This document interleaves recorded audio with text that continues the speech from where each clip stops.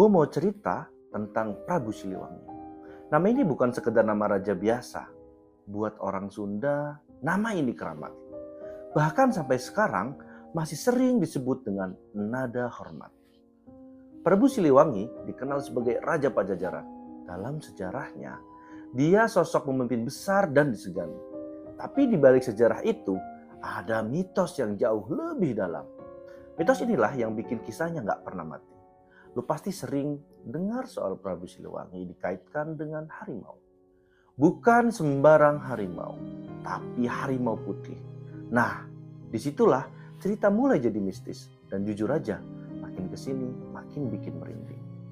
Nah, malam ini gue bakal ceritain kisah Prabu Siliwangi yang konon katanya sampai detik ini masih hidup bersama para pengikut.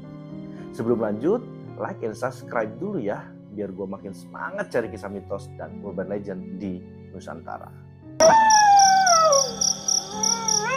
Katanya, Prabu Siliwangi itu raja yang dekat sama rakyat. Dia sering turun langsung melihat kehidupan masyarakatnya.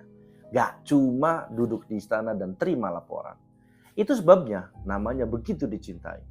Di masa pemerintahannya, Pajajaran dikenal makmur. Rakyat hidup tenang dan jarang terjadi konflik besar. Ini bikin Prabu Siliwangi dianggap raja yang ideal. Sosok pemimpin yang adil dan tegas. Lu tahu nggak? Dalam mitos Jawa dan Sunda, raja adil itu jarang banget. Makanya ketika ada raja kayak Prabu Siliwangi, ceritanya terus diwariskan. Bahkan setelah kerajaannya runtuh, nama dia tetap hidup. Dari sini aja sebenarnya sudah kelihatan. Ini bukan raja sembarangan. Ada sesuatu yang bikin orang nggak bisa melupakan dia. Dan sesuatu itu nanti bakal jadi kunci mitos Moksa. Waktu terus berjalan dan zaman mulai berubah. Pajajaran perlahan mulai kehilangan kekuatannya. Kerajaan-kerajaan lain tumbuh dengan pengaruh baru. Situasi politik jadi makin rumit. Masuknya ajaran baru bikin posisi Pajajaran terjepit. Banyak wilayah mulai melepaskan diri. Loyalitas perlahan goyah. Ini masa paling berat buat Prabu Siliwangi. Kalau raja lain mungkin memilih untuk perang besar. Tapi Prabu Siliwangi dikenal bijak. Dia nggak mau rakyatnya jadi korban. Dan disinilah keputusan besar itu muncul. Keputusan yang nggak masuk akal secara logika. Tapi justru jadi legenda sampai sekarang. Keputusan untuk tidak kalah, tapi juga tidak menang dengan darah. Menurut mitos, Prabu Siliwangi diberi dua pilihan, bertahan dan hancur bersama Pajajaran atau meninggalkan dunia manusia dengan caranya sendiri. Dan dia memilih yang kedua. Bukan kabur, tapi menghilang. Bukan menyerah, tapi berpindah alam. Ini yang disebut moksa. Sebuah konsep spiritual tingkat tinggi. Moksa bukan berarti mati biasa. Tubuh dan jiwa dipercaya menyatu dengan alam. Gak semua orang bisa moksa. Katanya cuma orang dengan kesucian tertentu. Dan Prabu Siliwangi dianggap memenuhi syarat itu. Karena kepemimpinannya, karena kebijaksanaannya, dan hubungannya dengan alam. Suatu hari, Prabu Siliwangi dan pengikut setianya menghilang. Gak ada mayat, gak ada makam, gak ada cerita pembunuhan. Orang-orang cuma mendapati istana sudah kosong. Pajajaran benar-benar berakhir, tapi anehnya gak ada kisah kehancuran berdarah. Seolah semuanya lenyap begitu saja. Dari sinilah mitos mulai hidup. Banyak orang percaya Prabu Siliwangi tidak mati. Dia hanya pindah wujud, dan wujud itu bukan manusia lagi.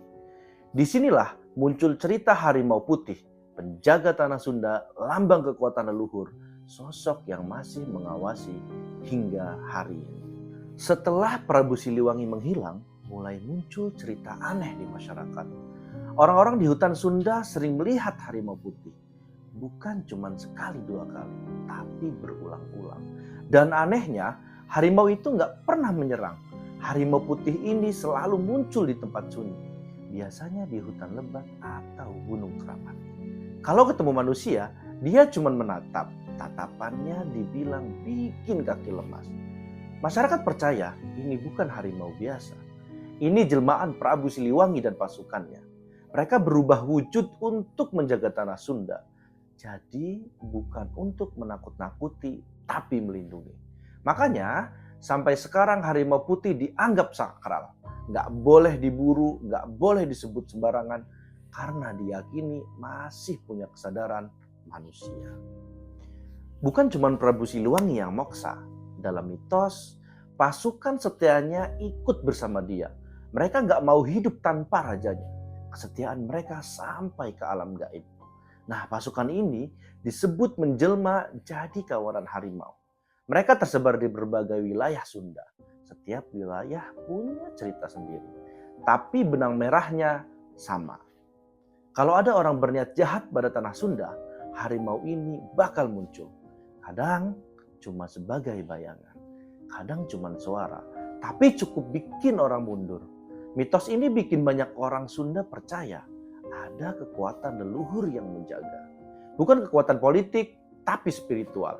Dan itu bikin rasa memiliki makin kuat. Banyak tempat dipercaya sebagai jalur moksa Prabu Siliwangi. Gunung, hutan, dan mata air tertentu dianggap keramat. Orang yang masuk harus jaga sikap. Gak boleh sembarangan ngomong. Beberapa orang ngaku pernah merasakan kehadiran. Bukan lewat penampakan, tapi perasaan. Suasana tiba-tiba berat dan hening, seolah ada yang mengawasi. Biasanya, orang yang ngalamin ini langsung sadar diri. Mereka duduk, diam, dan minta izin. Anehnya, setelah itu suasana kembali normal, seolah semuanya baik-baik saja.